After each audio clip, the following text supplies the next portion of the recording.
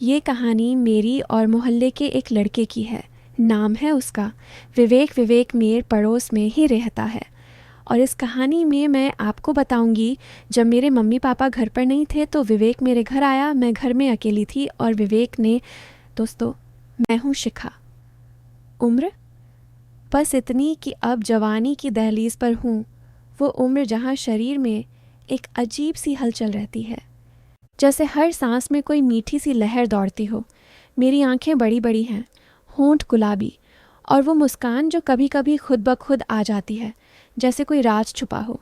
मेरी कमर पतली है और चलते वक्त वो थोड़ी सी मटक जाती है बिना कोशिश के। मोहल्ले के लड़के मुझे देखकर सीटी बजाते हैं, लेकिन मैं अनसुना कर देती हूँ। हाँ, मैं ऐसी हूँ कि थोड़ी सी शरारत मेरी नज़रों में भी है। वो शरारत जो कभी कभी सोचने पर मज़ा देती है। लेकिन सुनो, ये कहानी मेरी और मोहल्ले के एक लड़के की है। नाम है उसका, अरे हाँ, विवेक। वो लड़का जो दिखने में इतना स्मार्ट है कि दिल धड़कता है देखकर। लंबा कद, चौड़ी छाती और वो मुस्कान जो जैसे मेरे लिए ही बनी हो। हमारी कहानी शुरू हुई थी एक ऐसे दिन से जब मैं छत पर कपड़े सुखा रही थी। वो दिन था गर्मियों का। धूप तेज थी लेकिन हवा में एक ठंडक थी। मैं छत पर थी। मेरी साड़ी थोड़ी सी ढीली बंधी थी क्योंकि घर का काम करते करते पसीना आ जाता है ना। मैं झुककर कपड़े फैला रही थी और तभी नीचे से आवाज़ आई, शिखा दीदी, ज़रा देखना तो। मैंने नीचे झांका। विवेक खड़ा था, हाथ में एक किताब थी। वो मोहल्ले का लड़का है, मेरे घर के ठीक बगल वाले घर में रहता है। उम्र में मुझसे थोड़ा बड़ा होगा, लेकिन हम दोनों बचपन से जानते हैं। क्या है विवेक? मैंने पूछा और थोड़ा सा झुककर बात की क्योंकि छत ऊंची थी। वो हंसकर बोला, ये किताब तेरी है ना? गिर गई थी नीचे। मैंने देखा, हाँ, मेरी डायरी थी वो, जो मैं छत पर पढ़ रही थी। अरे देना ऊपर, मैंने कहा और सीढ़ियों से नीचे आने लगी। लेकिन विवेक बोला, रुक, मैं फेंकता हूँ ऊपर। उसने किताब उछाली, लेकिन हवा से वो थोड़ी सी इधर उधर हो गई और मेरी तरफ आकर गिरी। मैंने झुककर उठाई और तभी मेरी नज़र उस पर पड़ी। वो नीचे से देख रहा था। आंखों में एक चमक थी, जैसे कुछ सोच रहा हो। मैंने मुस्कुराकर कहा, शुक्रिया, लेकिन अगली बार ध्यान से। वो हंसकर बोला, अरे ध्यान तो मैं हमेशा रखता हूँ, बस कभी कभी फिसल जाता है। उसकी बात में कुछ था जैसे तिखापन, लेकिन मैंने अनसुना कर दिया। वो ऐसे ही बातें करता है, थोड़ी शरारत वाली। उस दिन से हमारी बातें थोड़ी बढ़ गईं। शाम को मैं छत पर घूमती और वो अपने घर की बालकनी से बात करता। शिखा, आज क्या बनाया खाने में? वो पूछता। मैं बताती, दाल चावल। क्यों? वो कहता, वाह, तेरे हाथों का तो स्वाद ही अलग होता होगा, कभी चखा तो दे। मैं हंसती, चखाना तो आसान है, लेकिन क्या तुम संभाल पाओगे? वो चौंकता, फिर हंसता, संभालना तो मुझे आता है, बस मौका मिले। ऐसी बातें जो सुनने में सामान्य लगती, लेकिन अगर कोई थोड़ा सोचे तो मज़ा आ जाए। मैं जानती थी विवेक थोड़ा फ्लर्टी है। मोहल्ले में सब कहते हैं कि वो लड़कियों से मजाक करता है, लेकिन मेरे साथ वो अलग था, जैसे मेरे लिए कुछ स्पेशल हो। एक शाम मैं छत पर फूलों को पानी दे रही थी और विवेक नीचे से चिल्लाया, शिखा, तेरे फूल कितने सुंदर हैं, लेकिन तू उनसे ज़्यादा। मैंने कहा, बस करो विवेक, ऐसे मत बोलो। लेकिन अंदर से थोड़ा अच्छा लगता था। वो बोला, क्यों? सच है ना? तेरी वो मुस्कान जैसे फूल खिले हों। मैंने पानी की बाल्टी रखी और नीचे झांकी। तुम भी कम नहीं हो, हमेशा ऐसे ही चिकनी चुपड़ी बातें।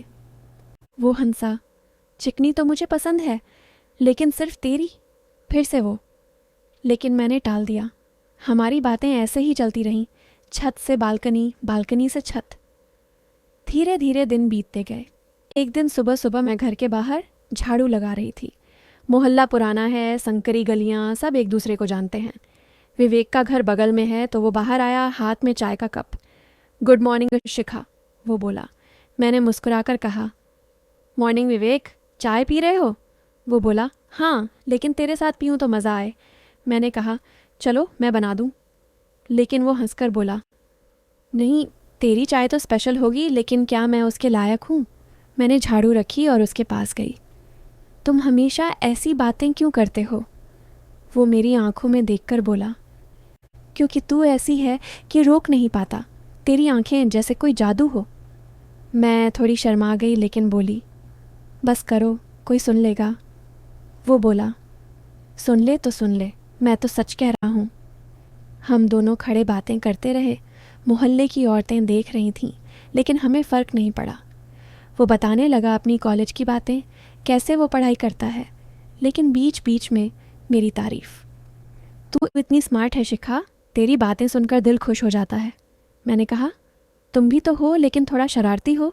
वो हंसा, शरारत तो तेरे साथ करने का मन करता है। फिर से वो बात जो दिल को छू जाती, लेकिन मैं जानती थी ये सिर्फ मजाक है। उस दिन के बाद हमारी मुलाकातें बढ़ गईं। शाम को जब मैं बाज़ार जाती, वो कभी कभी साथ हो लेता। लेकिन बाज़ार वाली बात नहीं, वो क्लिच है। अरे हाँ, एक दिन ऐसा हुआ कि मोहल्ले में एक नया पार्क बना था। वो पार्क जहाँ लोग शाम को टहलते हैं, लेकिन वो पार्क थोड़ा अलग था, क्योंकि वहाँ एक छोटा सा फव्वारा था जो रात में रंग बिरंगी लाइट से चमकता। मैं शाम को वहाँ टहलने गई, अकेली। विवेक भी आया जैसे संयोग से। शिखा, यहाँ? वो बोला।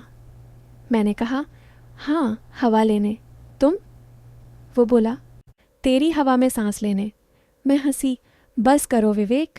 हम साथ टहलने लगे। पार्क में पेड़ थे, फूल थे और वो फव्वारा। हम फव्वारे के पास बैठे, पानी की छींटें आ रही थीं, लेकिन बारिश जैसी नहीं। वो बोला, शिखा, तू जानती है ये पानी कितना ठंडा है, लेकिन तेरे पास बैठकर गर्मी लगती है। मैंने कहा, क्यों, क्या हुआ?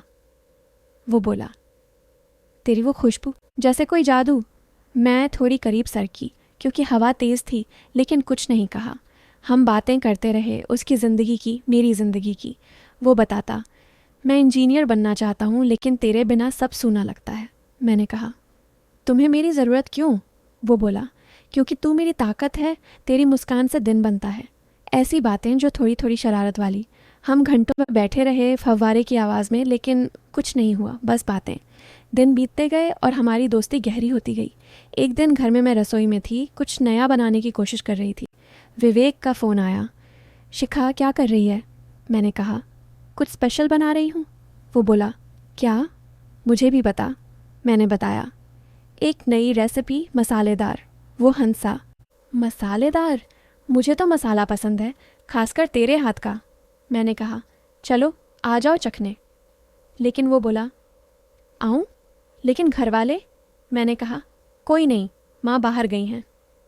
वो आया, दरवाज़ा खटखटाया। मैंने खोला, वो अंदर आया। रसोई में हम खड़े, मैं चखा रही थी। वाह शिखा, ये तो कमाल है, वो बोला और थोड़ा सा मेरे करीब आया। ये मसाला, जैसे तेरी बातें। मैंने कहा, बस खाओ विवेक। लेकिन उसकी नज़रें मेरी तरफ थीं, जैसे कुछ कह रही हूँ।